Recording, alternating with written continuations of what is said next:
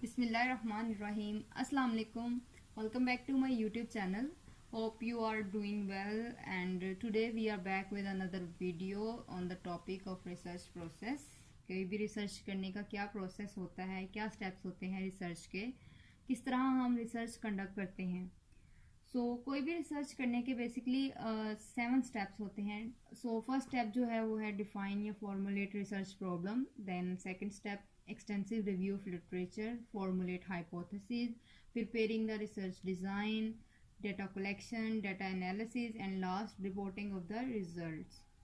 So we will discuss these steps in further slides.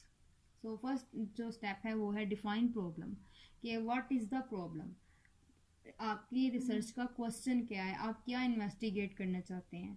Basically जो problem होती है वो आपका एरिया ऑफ इंटरेस्ट होता है कि आप किस एरिया को एक्सप्लोर करना चाहते हैं या स्टडी करना चाहते हैं. अगर आप जब भी कोई रिसर्च कंडक्ट करना चाहते हैं तो सबसे पहले आपको अपनी प्रॉब्लम को अंडरस्टैंड करना होता है. तो आप ये सारी चीज़ें अपने सुपरवाइज़र से या कोलीग्स के साथ डिस्कस करते हैं और अपना रिसर्च क्वेश्चन जो है वो डेवलप कर सकते हैं. नेक्स्ट स्टेप जो है वो हमारा है लिटरेचर रिव्यू.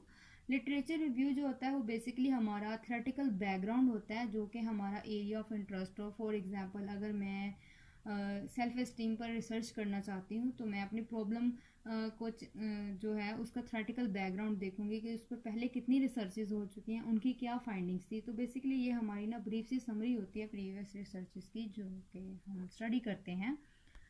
देन हमारा थर्ड स्टेप जो है वो है फॉर्मुलेट हाइपोथेसिस. हम जब अपना रिसर्च क्वेश्चन डिफाइन कर देते हैं, फॉर्मुलेट कर लेते हैं, हमने थ्योरेटिकल बैकग्राउंड सारा चेक कर लिया, रिसर्च प्रीवियस लिटरेचर रिव्यू कर लिया, तो फिर हमारे नेक्स्ट स्टेप होता है हाइपोथेसिस फॉर्मुलेशन.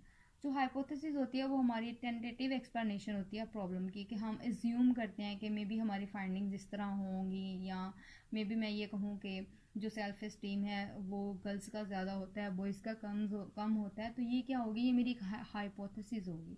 ये लॉजिकल होती है, एम्पिरिकल होती है. हाइपोथेसिस बेसिकली स्पेसिफिक होती है और ये हमारे रिसर्च प्रॉब्लम तक लिमिटेड होती है. तो इसके कुछ रूल्स होते हैं कि हाइपोथेसिस को डायरेक्शनल नहीं होना चाहिए कि हम एक ही डायरेक्शन में बनाएं, या इसको सर्कुलर नहीं होना चाहिए. बेसिकली हाइपोथेसिस जो होती है वो रिसर्चर को एक ट्रैक पर रखती है उसको, कि वो अपनी रिसर्च को फर्दर कंडक्ट कर सके. आफ्टर फॉर्मुलेटिंग हाइपोथेसिस हमारा नेक्स्ट स्टेप होता है कि हम कौन सा रिसर्च डिज़ाइन जो है वो यूज़ करेंगे अपनी रिसर्च में. रिसर्च डिज़ाइन हमारा कंसेप्चुअल स्ट्रक्चर होता है कि जिस विदिन विच हमने अपनी रिसर्च को कंडक्ट करना होता है. रिसर्च डिज़ाइन जो होता है वो डिपेंड करता है कि हमारी रिसर्च का पर्पस क्या है. हमारी रिसर्च एक्सप्लोरेटरी है, डिस्क्रिप्टिव है, या एक्सपेरिमेंट पर बेस करती है. 4 कैटेगरीज होती हैं जो भी हमारा रिसर्च डिज़ाइन होता है. इसमें exploration, description, diagnosis and last है एक्सपेरिमेंटेशन. आफ्टर रिसर्च डिज़ाइन हमारा नेक्स्ट स्टेप होता है कि हमने डाटा कलेक्शन करनी होती है. जो प्राइमरी डाटा है वो हम डिफरेंट मेथड्स होते हैं उनके थ्रू करते हैं डाटा कलेक्शन. जैसे ऑब्जर्वेशन के थ्रू करते हैं, पर्सनल इंटरव्यूज़ के थ्रू करते हैं, टेलीफोनिक इंटरव्यूज़ के थ्रू हम डाटा कलेक्शन कर सकते हैं, या हम अपना जो डाटा कलेक्शन के लिए हमने जो क्वेश्चनर या रिसर्च टूल यूज़ कर रहे हैं उसको हम अपने पार्टिसिपेंट तक मेल करते हैं. जितनी भी हम डाटा कलेक्शन करते हैं वो हम स्पेसिफिक सैम्पल पर करते हैं जो कि हमने अपनी पॉपुलेशन ऑफ इंटरेस्ट जो होती है वहाँ से सिलेक्ट किया होता है. नेक्स्ट स्टेप हमारा होता है data analysis. Data analysis basically different base करता है कोडिंग, एडिटिंग या एसपीएसएस पर. अगर तो हम क्वालिटेटिव रिसर्च कर रहे हैं तो हम अपना जो डाटा कलेक्शन हमने किया उसमें हम कोडिंग करते हैं, एडिटिंग वगैरह करते हैं. लेकिन अगर हमने क्वांटिटेटिव रिसर्च कंडक्ट की होती है तो फिर हम एसपीएसएस के थ्रू, स्टैटिस्टिक्स के थ्रू हम अपनी डाटा एनालिसिस करते हैं और अपने रिजल्ट्स बनाते हैं.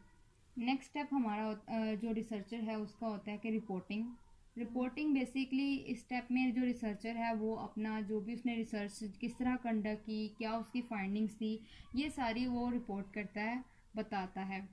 और यहाँ पर हमारा लेक्चर ख़त्म होता है. Thank you so much for watching and subscribe to my channel and share it with your friends. अगली वीडियो तक के लिए अल्लाह हाफिज़.